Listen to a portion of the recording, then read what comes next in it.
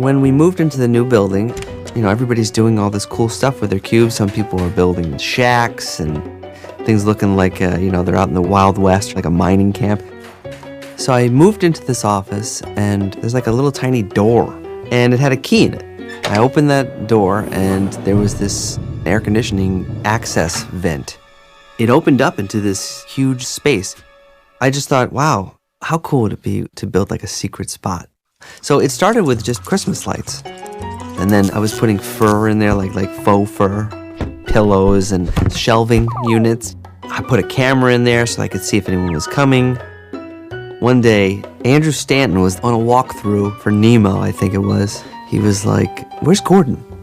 And so I was in there. And so he stuck his head in. Like, I thought I was going to get fired, or something, or get in trouble, or, something. And he was like, "Oh, cool." And then he started showing up with John Lasseter, and then John Lasseter, of course, loved it. And then famous people started showing up.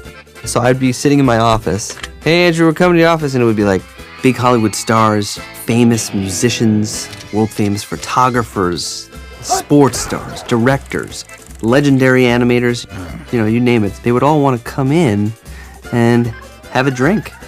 I would be working, and then Steve Jobs and John Lasseter would show up. I was like the host. I had a jacket. I had my little fez, like a martini mixer. There was like a whole band in there once where they did a whole performance. There was a whole entire soccer team in there at one time. And then you'd have like bigwigs come in. But it was like this place that they had to bring people. It was strange because everybody had to crawl through. It was just an awkward position to be in. Some of the stories I heard were pretty unbelievable. Those walls could talk. It'd be really something here.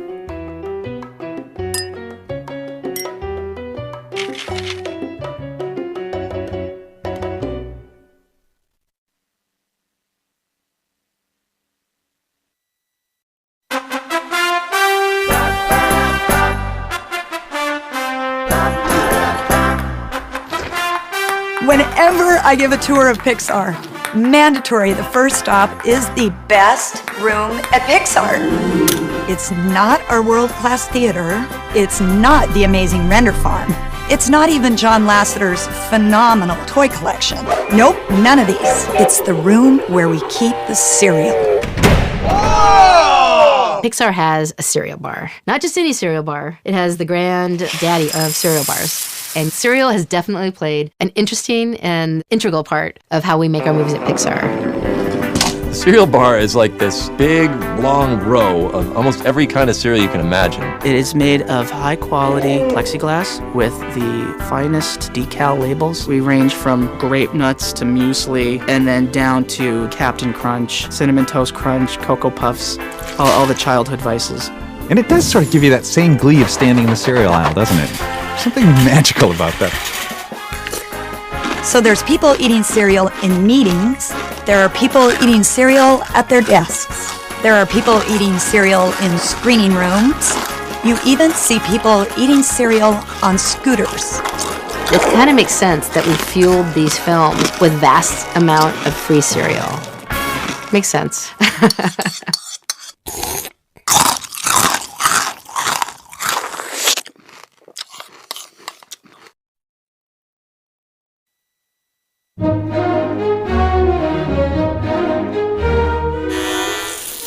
The animators are the actors in the studio. In most cases, animation departments will do something off-kilter towards the end of the production.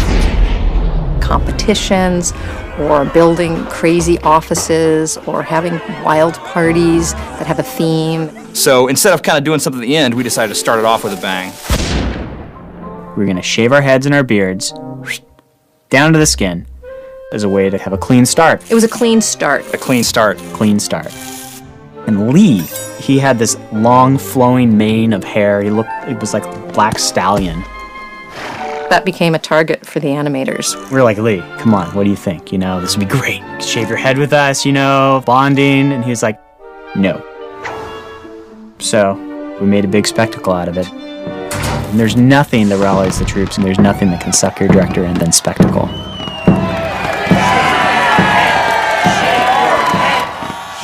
The way it felt down there. You could hear the drum beat, shave your head, shave your head. You think, sure, I want to be one of them. I want to be accepted. And you could see animators who weren't thinking they were going to cut their hair stepping up. And we're like, Lee. And he would inch a little closer, and he would inch a little closer. And then finally, he sat down in the chair. Took the clippers, had this gorgeous head of hair.